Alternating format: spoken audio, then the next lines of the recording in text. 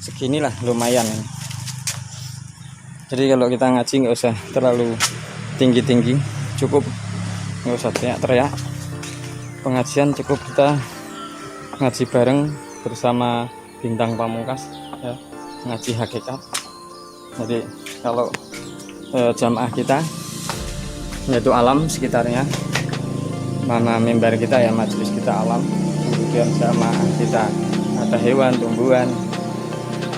Dalam pengajian kita kali ini kita akan berkolaborasi dengan alam tempat kita hidup, kemudian menyediakan sumber daya yang harus kita kelola. Lalu tumbuhan sebagai makhluk Tuhan juga, mitra kita, rekanan kita. Mereka seperti pohon kelapa yang hidup di alam ini, kemudian sebagai makhluk ciptaan Tuhan yang sungguh seksi karena semuanya tercipta dari batang, akar hingga cumplungnya pun masih bisa bermanfaat.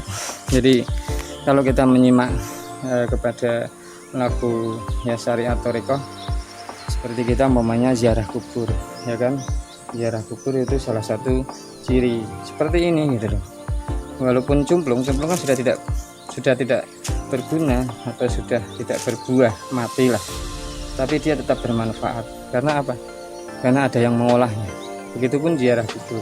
Ziarah kubur kalau bagi orang-orang ya NU, bagi kami itu masih bermanfaat karena jadi ziarah kubur sesuai pesan Nabi, anak yang soleh selalu mendoakan ya kan? Jadi doa itulah para arwah yang sudah dikubur, yang tidak berguna tadinya mungkin kan sudah dalam kehidupan ini sudah tidak berhubungan dunia, tapi tetap berhubungan dengan Allah. Karena kalau dikatakan kembali kepada Allah, akhirnya arwah beliau dekat dengan Allah. Kenapa kita doakan? Ya karena beliau sudah dekat dengan Allah. Makanya para anak yang soleh selalu mendoakan orang tuanya agar diberikan tempat yang layak di sisi Allah Subhanahu wa Ta'ala. Nah, lalu kenapa kita malas berdoa sedangkan arwah para leluhur kita, orang tua kita, sesepuh kita, pendahulu kita sudah dekat dengan Allah? Ya, ini kan ilmu kemungkinan, probabilitas. Kalau kita berdoa kepada leluhur kita, orang tua kita, pendahulu kita yang baik-baik, kita doakan mereka kemudian dekat dengan Allah. Nah, apa salahnya? Apakah tidak boleh kalau akhirnya beliau mendoakan kepada mohon kepada Allah, mendoakan kita? Ibaratnya dalam konteks conversation, percakapannya, ya Allah, saya berada di dekatmu karena doa keturunan kami yang soleh, maka Hamba memohon doakanlah, berikanlah juga kehidupan yang layak bagi keturunan kami yang masih hidup untuk meneruskan perjuangan kami. Nah ini namanya sudah ngaji thariqah, hakikatnya orang meninggal itu masih bermanfaat. Seperti di sini hakikatnya ya kan, cumplung-cumplung yang sudah mati, yang sudah dimakan bajing gitu, sapu aja ini sapu bajing gitu. Kalau sawit kelapa ya bajingan gitu, harus tembak gitu. Makanya ini ibaratnya gitu, boleh membuat jari, boleh mengambil hanya satu. Nah, ini kolaborasi kita. Alam menumbuhkan pohon kelapa, kemudian pohon kelapa menghasilkan kepala kelapa, kemudian dari buah yang sudah yang sudah berbuah, kelapa yang sudah berbuah, makanya hewan kemudian meminta kepada pohon kelapa, hei kelapa, beri aku makan satu aja gitu. Diberilah satu cumplung. Ini sudah kemudian jatuh ke tanah. Awal mulanya masih ada serabutnya, kemudian diterima alam oleh bumi, diolahlah bumi itu supaya Bintang Pamungkas tidak kesusahan ya mengupas sabut kelapanya. Sudah tak hancurkan sabut kelapanya, tapi saya disisakan batoknya atau cumplungnya ini. Enggak apa-apa, terima kasih kepada Tuhan Yang Maha Kuasa yang sudah memberikan segala sesuatunya untuk saya dan memberikan ide kreatif. Oke, kita cuci dulu ke sungai supaya bersih dan nanti kita jemur.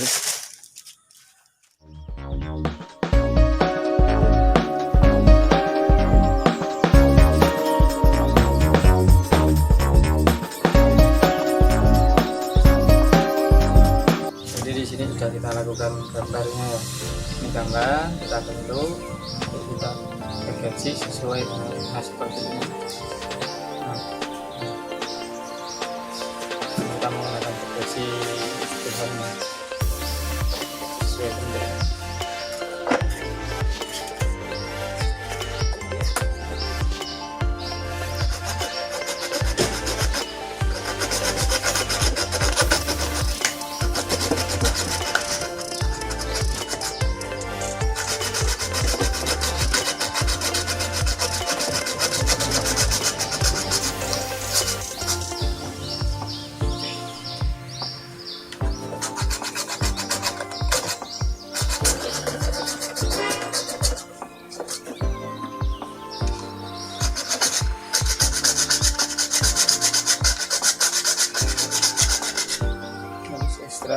hati-hati ya, susah karena kita masih menggunakan manual.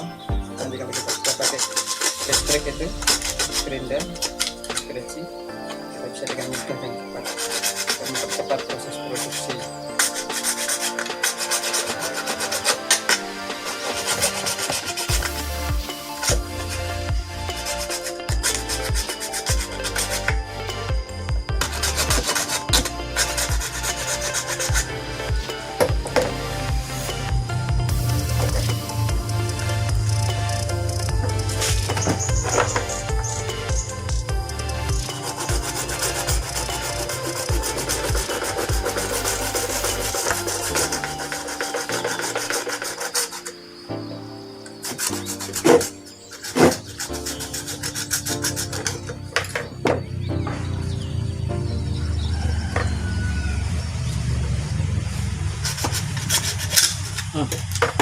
Nah ini sudah kita memang harus hati-hati karena untuk menjaga kerapian kalau kita menggunakan apa namanya gas kecil ini ya agak lama, tapi kalau nanti menggunakan listrik mungkin cepat ya. Kita langsung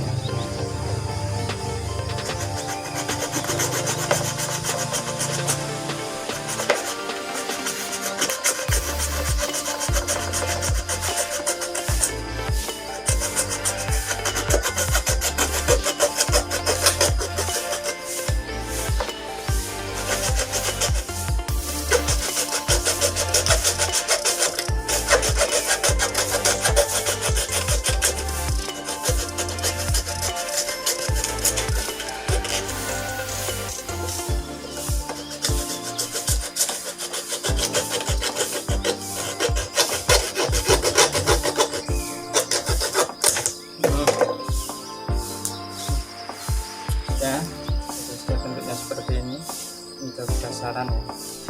Ini dasarnya, ini sudah kita amplas kayak halus ini.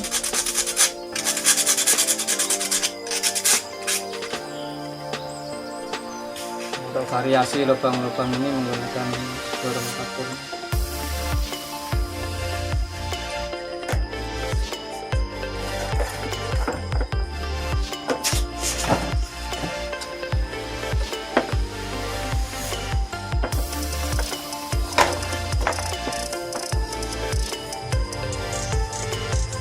Memang sengaja ambil yang seperti ini karena naturalis,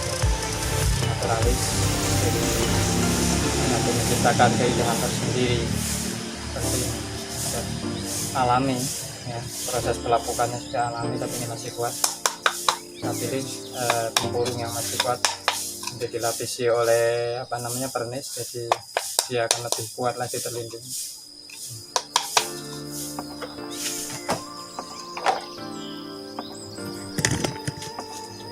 Ya, jadi seperti itu proses kreativitas pemanfaatan tempurung kelapa, batok kelapa ya, yang juga terpakai atau terbuang dari sisa-sisa mungkin yang sudah dilubang itu baik ya, dalam proses lama mereka sudah melakukan sudah pelapukan ya. Jadi kita sudah nggak perlu lagi mengupas serabutnya, mereka sudah secara alamiah. Nah, ini lebih kuat tempurungnya. Oke, sampai jumpa lagi di kesempatan konten yang lain di rumah cerdas Nusantara.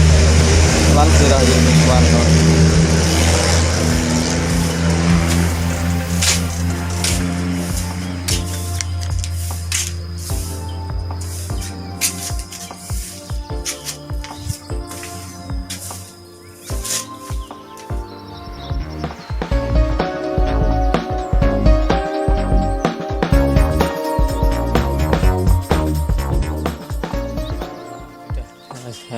Saya peroleh ini untuk bahan-bahannya. Ini saya memang bermain di naturalis ya, art naturalis ya, craft art ya. Jadi ini seni pahat, tapi kita mengandalkan seni naturalis alam, tapi kita hanya melakukan pemolesan sedikit, pembersihan Ya, sebagai contoh ini sisa dari potongan kayu. Ini kita menggunakan natural art. Jadi semua bahan ini nanti kita rangkai. Ini bahan yang sudah kita potong-potong menjadi berbagai macam bentuk. Ini menjadi berbagai macam bentuk. Ini sebagai contoh saja. Ini kan umpamanya ini kan kecil, ini kecil, agak panjang. Kita lihat bentuknya, kita cari bentuknya, kemudian kita buat sedikit nanti untuk potongan. Nah ini nanti ini ya, nanti kita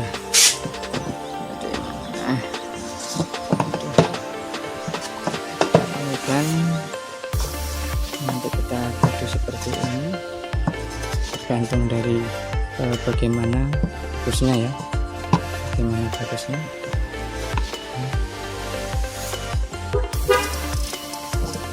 Contoh seperti ini.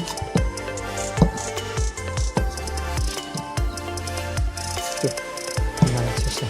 Jadi seperti itu ya, contohnya aja. Atau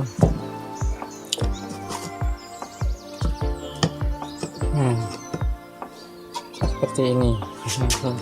Bentuknya bisa seperti ini. Jadi bentuknya ya itu nanti kita sesuaikan ya. Kita biasanya menggunakan lem atau di sini nanti dibantu sedikit dibaut, tapi baut tanam yang halus. Nah,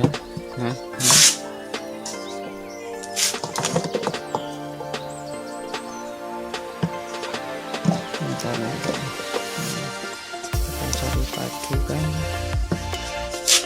perpaduannya.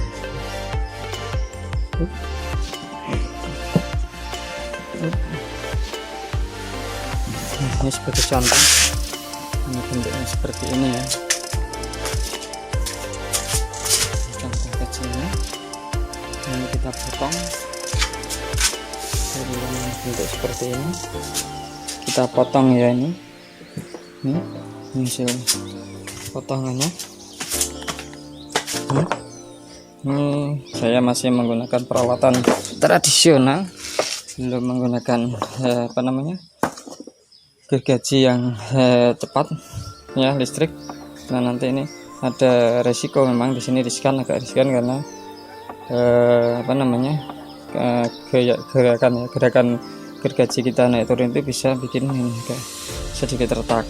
Tapi nanti kita bisa atas ini, kita kasih lem, kemudian kita amplas, akan tidak terlihat. Nah, ini kita bentuk seperti ini dulu. Ini fungsinya seperti tadi. Ini nanti kita lubangi ya. Kemudian nanti kita padukan dengan beberapa bentuk yang lain seperti ini. Contohnya saja. Ini kita buat satu bentuk mungkin untuk hiasan meja, atau mungkin hiasan buffet ya, bisa untuk asbak atau untuk yang lain, karena nanti mungkin minimal kita akan cari 10 sampai 20 bentuknya nanti. Oke, gitu ya. Jadi potongan-potongan yang sudah kita dapat. Karena kita harus cari dulu sampel, karena ini yang susah sampelnya. Kalau membuatnya, kalau sudah ada sampel bentuknya nanti mudah untuk memproduksi sebanyak-banyaknya. Kita bisa memadukan batok kelapa dengan beberapa mungkin nilai ya, untuk mendapatkan variasi bentuknya. Ralon ya. Ralon ini nanti kita bisa gunakan untuk baik itu peralon kecil maupun besar. Ada beberapa bentuk.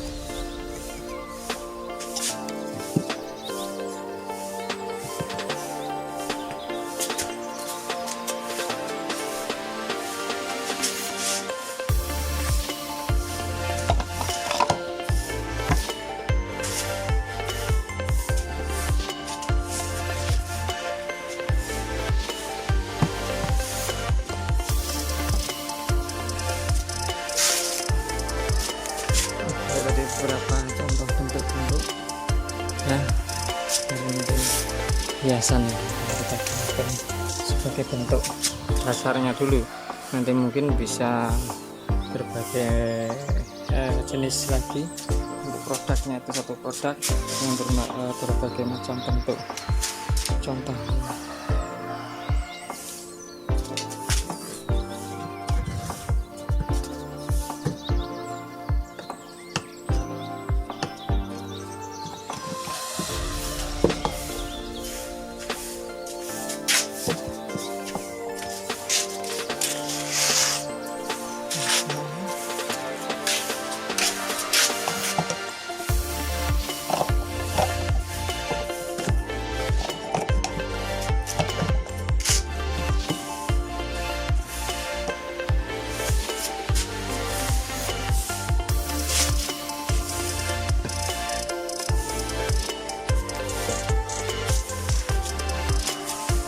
jadi kita hanya menggunakan suatu sampel kaki juga sebagai penyangga ya. Tempurungnya ini masih kita akan polos lagi karena ada kebalikan. Ini baru kita cari bentuk polanya.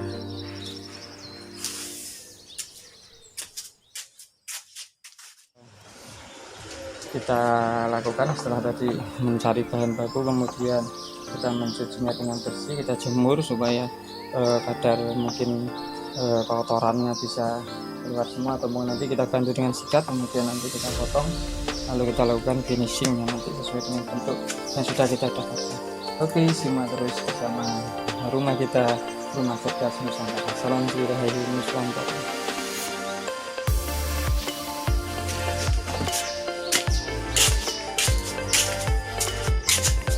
Oke ya, kita lihat ini serabut kelapa yang akan kita kumpulkan, nanti bisa kita gunakan untuk media tanam. Ini serabut kelapanya.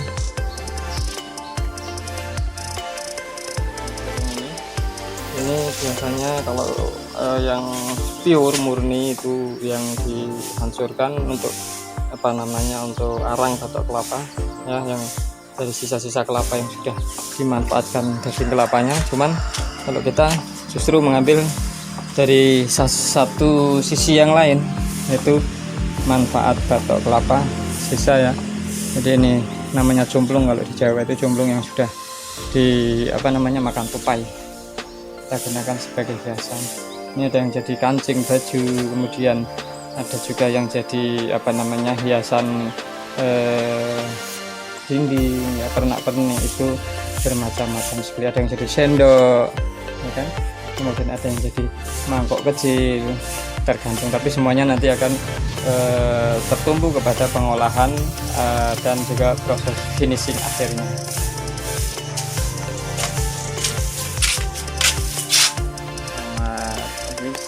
Salam kembali, salam salam segitiga masjid Sumatera.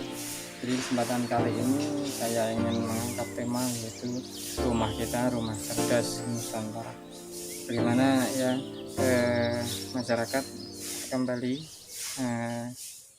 kita akan melihat apa sih sebenarnya rumah cerdas atau program rumah kita, Rumah Cerdas Nusantara, yaitu salah satu konten program yang berisi tentang bagaimana kita mengelola sumber daya yang ada di sekeliling kita.